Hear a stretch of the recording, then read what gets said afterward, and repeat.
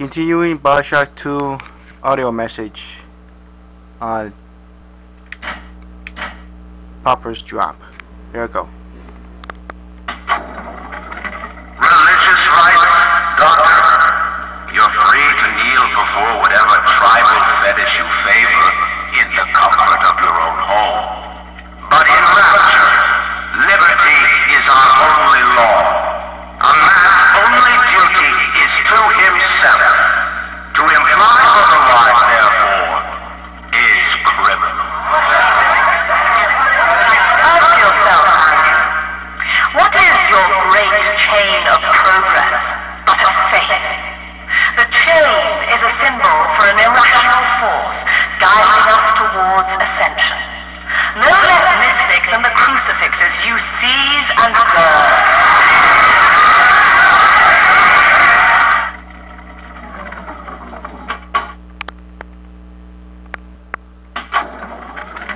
My folks lived in the St. Louis Hooverville in 32, and the drop is worse by a mile. Nobody's supposed to live down here, city pissing on us. Never try. Ryan doesn't care, and Fontaine's a damn crook. But Dr. Lamb cares. We're still people to her. She's offering free mental counseling on Sundays. When I go, I get the feeling she's got a plan for rapture. And for me. Well, this message of print this mail, the end of the line has a audio technical audio problem, so I'm gonna read them to you. This is it. It's over. I built this railroad for nothing. Played by Mr. Ryan's rules. But then he asked me to stick my own cash reverse into the bank to give Rapture some breathing room, and now Austin goddamned Fire Spirit wants to buy me out. Decommissioned the whole line. I had no family and no time for friends. I'm Atlantic Express, and this is the end of the line. So about my missing words, I just came and spoke right, so moving on. What do they expect? You keep enough drug stash in this clinic to splice up a rhinoceros. Of course every poor soul in the drop's gonna start beating down your door. It's my job to think up a new key code to keep them out. Seems like every other day now. Nuts. I'll mull it over for a while at the fishbowl night.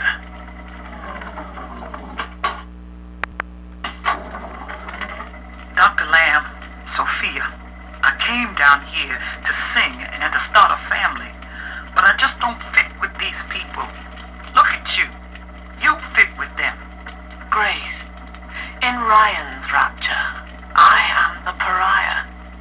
You and I share unpopular ideas, but I wonder, how devoted are you to the rapture people? If you wish to know more, wear this butterfly brooch at our next session. If not, no harm done. We shall never speak of it again.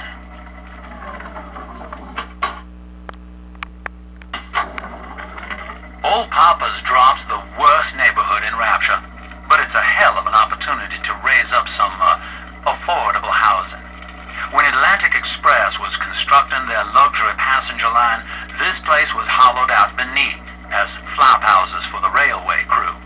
Nobody was supposed to reside down here long term, but when you're broke in this town, you're not exactly swimming in alternatives. I don't favor spending more than an hour or so down here at a time.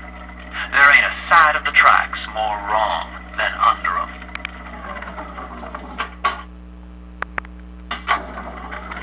This Lamb woman's powers of manipulation are almost scary.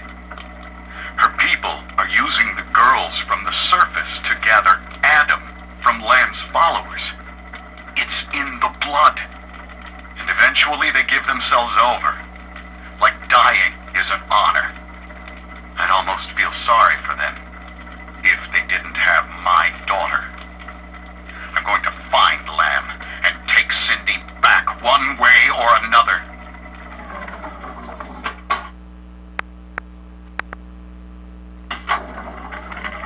That's it. We have to close down the limbo. Bomb goes off in that fancy place uptown and everybody panics. Pulls their money out of the banks. A whole city tugging on the same dollar bill. So the banks fold. And maybe 1 in 10 got their savings out. Who's gonna come here me nightingaling about how broke they are? How am I gonna provide for little Eleanor?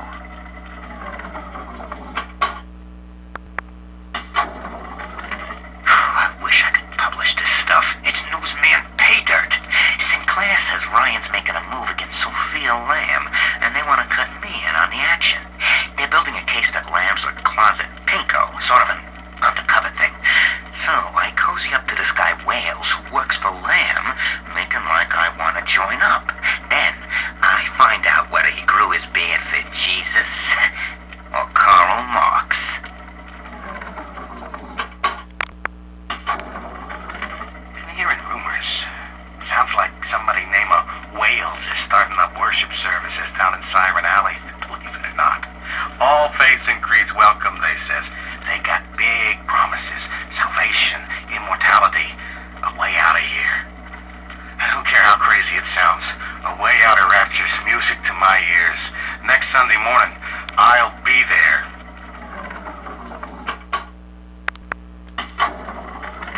I know it's wrong to feel so fine right now, but I can't seem to quit this grin. Dr. Lamb came to tell me that Ryan's finally gonna lock her up. It's gonna gut the believers, and I should feel the same. But Sophia remembered that I was barren, and she asked me to take care of her baby while she's gone. Baby Eleanor Lamb. Gorgeous, clever little girl. I have a child now, and it's gonna put the whole world all right.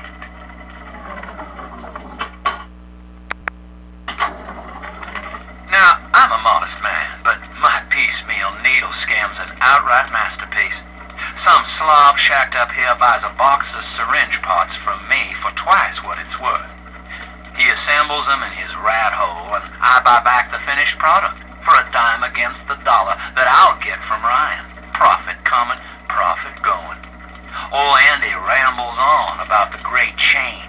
I got people shelling out to pull it for me.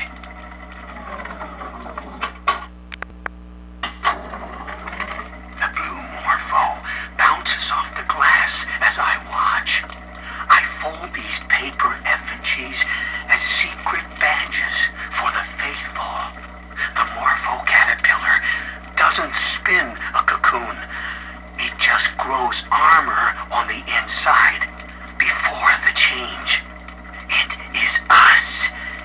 To wear a butterfly is to support Dr. Lamb and the family. Before long, rapture will split wide and take wing. Imago is coming.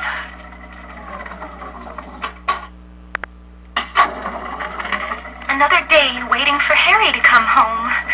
I told him not to speak up against Mr. Ryan's policies, and now he's missing. Just never came home. I went by the bookstore, and all his books are gone too. I don't know what to do. Now I have to deal with that awful Sinclair just to have a roof over my head.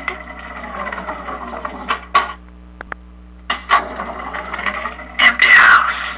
Only an echo to my name. Eleanor. Baby, where are you? I turned my back and someone took you. It happened so quick. I'm not even a half mama to you, girl. I couldn't protect you. This poster of Dr. Lamb in my room is staring me down like it knows I'm ashamed. I've always been loyal to your real mother, Eleanor.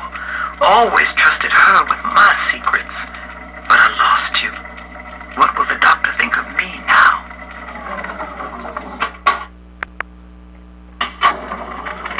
Survival of the fittest. That's the rule in the drop. The only rule. These numbskulls can't see the potential in leftover traces of sports boost, armored shell, tonics for increasing muscle mass and density. But I see the king of the jungle. First,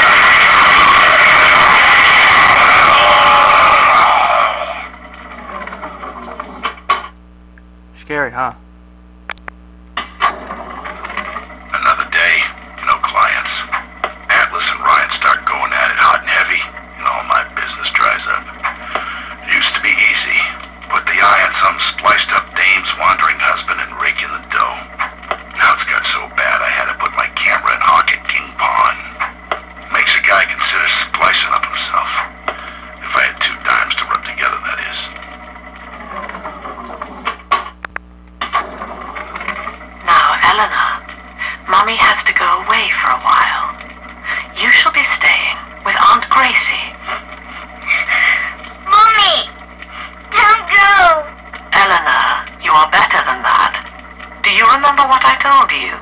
I am very special. That's right. And what else? I was born to change the world. Yes. And when Mummy returns home, the world will be very different indeed. She will make it ready for you. Do you remember what you told me, Bill? A marketplace of ideas. That was you. If I submit to the debates with Lan, we defang her. I've done so. And have you been to Pauper's Drop, Bill? Listen.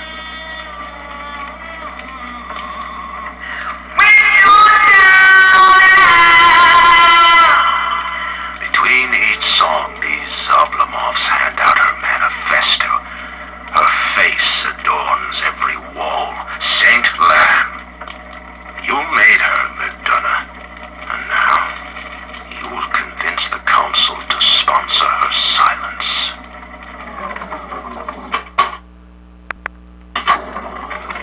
I got in a fight with a dog eater today. His name is Amir, and he was picking on a smaller boy. We called a truce when his nose went red. But Mom says I'm becoming a barbarian. So I said, Eleanor, eat dog now too. Barbarian. Happy. And Mom said, they only think they're happy because they're selfish and ignorant. Eleanor, think ignorant sound like fun?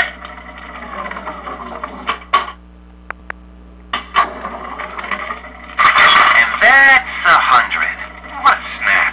Give Sinclair a few bucks for a load of vials and needles, then it's evenings putting these syringes together while I listen to the radio. Selling back to Sinclair twice the price. What a racket.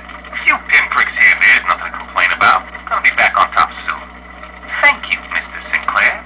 Sucker.